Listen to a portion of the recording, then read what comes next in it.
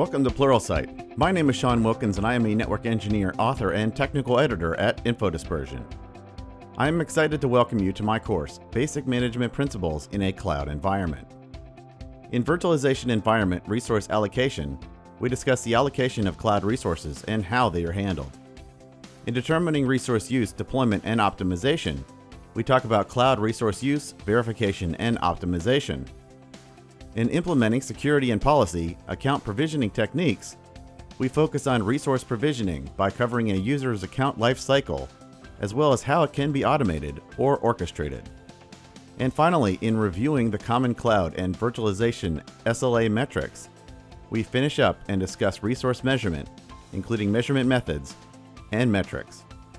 By the end of this course, you'll have a good base of knowledge to successfully understand the different management concepts, technologies, processes, and procedures that are commonly seen implemented on cloud and virtualization-based solutions.